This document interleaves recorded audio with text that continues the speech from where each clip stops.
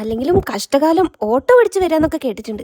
പക്ഷെ സ്കൂട്ടർ പിടിച്ച് വരുന്നത് ഇതാദ്യമായിട്ടാ. നിങ്ങൾക്ക് കണ്ടപ്പോൾ കാര്യങ്ങൾ ഏകദേശം പിടികിട്ടി കാണുമല്ലോ അല്ലേ? വണ്ടി ഒന്ന് മറിഞ്ഞു, അത് ഒരഞ്ഞു. പിന്നെ ഇത് എന്റെ സ്കൂട്ടർ അല്ലാത്തതുകൊണ്ട് തന്നെ എനിക്ക് നല്ല പേടിയുണ്ടായിരുന്നു. വേറെ വലിയ പണികളൊന്നും കിട്ടിയില്ലെങ്കിലും ഇത് അത്യാവശ്യം നല്ലൊരു പണി തന്നെയായിരുന്നു. ഇല്ലെങ്ങാനും അറിഞ്ഞാ പിന്നെ എന്നെ വണ്ടിയെ തൊടിക്കില്ല.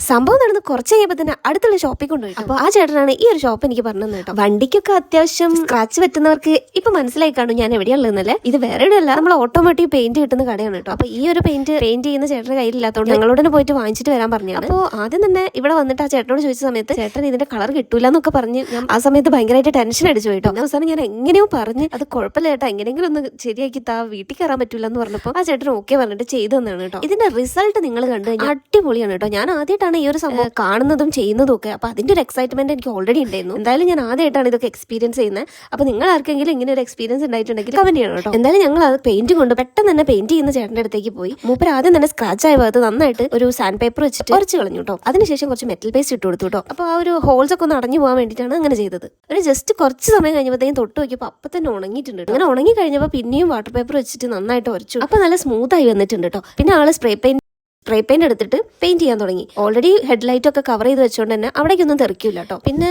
ആദ്യം തന്നെ സ്പ്രേ പെയിന്റ് ചെയ്ത സമയത്ത് ഞാൻ ചെറുതായിട്ടൊന്ന് ഡിസപ്പോയിന്റഡ് ആയിട്ടോ. കാരണം ഫുള്ളായിട്ട് ബ്ലാക്ക് കളർ ഇരിക്കുന്ന പോലെ തന്നെ ഉണ്ടായിരുന്നു. ഞാൻ വിചാരിച്ച ഈശ്വര പണി പാളിയോ, നമ്മൾ എന്തായാലും വീട്ടിൽ പൊക്കുന്നുള്ള ഉറപ്പായി. അവസാനം 2 സെക്കൻഡ് കഴിഞ്ഞപ്പോഴത്തേക്ക് മൂപ്പര് വേറെ എന്തോ ഒരു സാധനം കൂടി മിക്സ് ചെയ്തിട്ട് രണ്ടാമതൊരു കോട്ട് കൂടി അടിച്ചിട്ടോ. അതിൽ സെറ്റ്. ഞാൻ ഞെട്ടിപ്പോയി ശരിക്കും പറഞ്ഞാൽ. ഒരു പൊടി പോലും മനസ്സിലാവാത്ത രീതിയിൽ കറക്റ്റ് കളർ കേട്ടോ. അപ്പൊ അത്രയേ ഉള്ളൂ. ബൈ.